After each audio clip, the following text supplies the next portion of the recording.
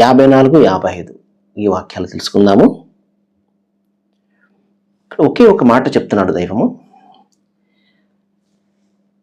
ఒక పద్ధతి, ఒక విధానాన్ని గురించి చెప్తూ, దీన్ని ఎవరైతే చేస్తారో, దీనికి ఎవరైతే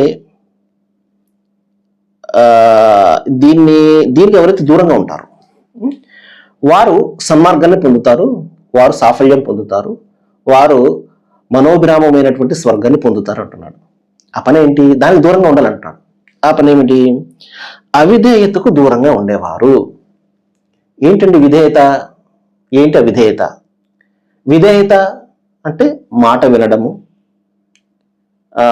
ఆజ్ఞ మీద గడపడము, చెప్పిన మాట వినడము, చెప్పిన ప్రకారం చేయడం, దీనికి అది విధేయత అంటారు. ఎవరి పట్ల విధేయత చూపించాలి మనము? విధేయత చాలా రకాలుగా ఉంటుంది. ఒకటి, మన సృష్టికర్త పట్ల విధేయత. ఏమని?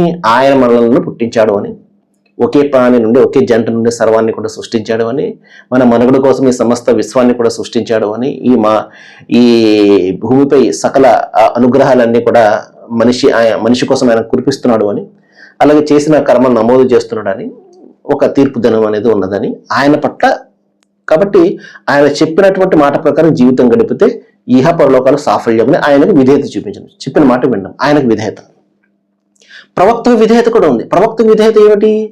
ప్రవక్త ఏదైతే దైవం గురించి చెప్పారో దాన్ని ఆ విధంగా చేయడమని, దైవాన్ని ఏ విధంగా అయితే ఆయన ఆరాధించారో ఆ విధంగా ఆరాధించాలి అని, ఇది ప్రవక్త పట్ల విధేయత. అలాగే తల్లిదండ్రుల పట్ల విధేయత.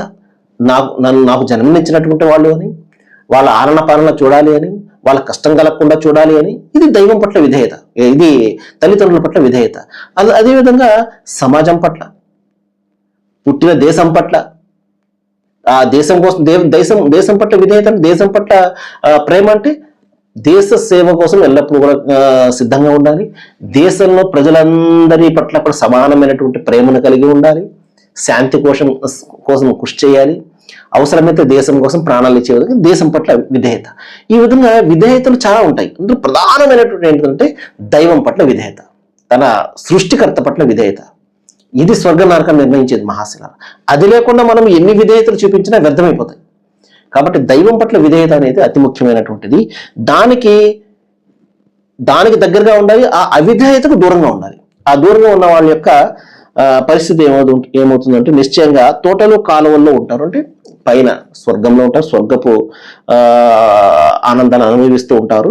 మహత్తరమైనటువంటి అధికారులు గల చక్రవర్తి సమీపంలో, అంటే దైవం యొక్క సమీపంలో వారికి జీవితం ఉంటుంది మరణం తర్వాత స్వర్గంలో అని చెప్పేసి శుభవార్త. సర్వేజన సుఖినో భవంతు. Thank you.